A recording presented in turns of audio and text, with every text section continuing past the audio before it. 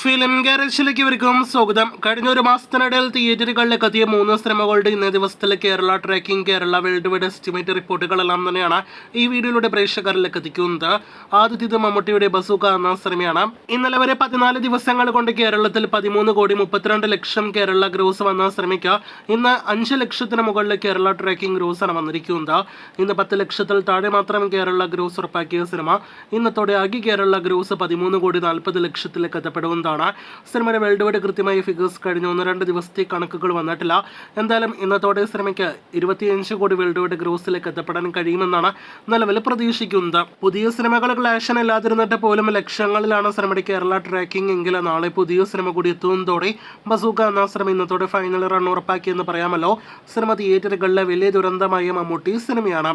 ആലപ്പുഴ ജിംഖാന ആ സിനിമയുടെ 15ാം ദിവസത്തിലേക്ക് എത്തിയിരിക്കുന്നു. സിനിമയുടെ കഴിഞ്ഞ 2 ആഴ്ച കളക്ഷനിൽ ആദ്യമായിട്ട് 1 കോടിയിൽ താഴെ കേരള ഗ്രോസ് പോയ ദിവസമായിരുന്നു ഇന്നലെ. 80 ലക്ഷത്തിൽ പരം കേരള ഗ്രോസ് നേടിയെടുത്ത സിനിമയ്ക്ക് ഇന്ന് 44 ലക്ഷത്തിൽ പരമാണ് കേരള ട്രാക്കിംഗ് ഗ്രോസ്. ഇന്ന് 80 ലക്ഷത്തോളം കേരള ഗ്രോസേ പ്രതീക്ഷിക്കുന്നുള്ളൂ. ഇന്നത്തോടെ സിനിമയുടെ ആകെ കേരള ഗ്രോസ് 35 കോടി എത്തപ്പെടുമെന്ന് പ്രതീക്ഷിക്കുന്നു. വേൾഡ് വൈഡ് എസ്റ്റിമേറ്റ് കളക്ഷൻ 60 കോടി രൂപയ്ക്ക് മുകളിലാണ്. വിഷു വിന്നറാണ് ആലപ്പുഴ ജിംഖാന എന്ന് പ്രത്യേകം പറയേണ്ടതില്ലല്ലോ.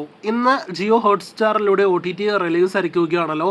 മലയാളത്തിൽ ഏറ്റവും വലിയ കളക്ഷൻ നേടിയെടുത്ത് വിജയിച്ച ലാലേട്ടൻ്റെ എമ്പുരാൻ സിനിമ OTTയിൽ റിലീസ് ചെയ്ത ആദ്യ മിനിറ്റ് മുതൽ തന്നെ സോഷ്യൽ മീഡിയയിൽ തരംഗമായി മാറുന്ന ഒരു കാഴ്ചയാണ് നാം കാണുന്നത്. എക്സിലും ഫേസ്ബുക്കിലെല്ലാം തന്നെ ഒരുപാട് പോസ്റ്റുകളെല്ലാം തന്നെ സിനിമയെക്കുറിച്ചുള്ള ചർച്ചകളെല്ലാം തന്നെ കാണാനായിട്ട് ഇടയായിട്ടുണ്ട്.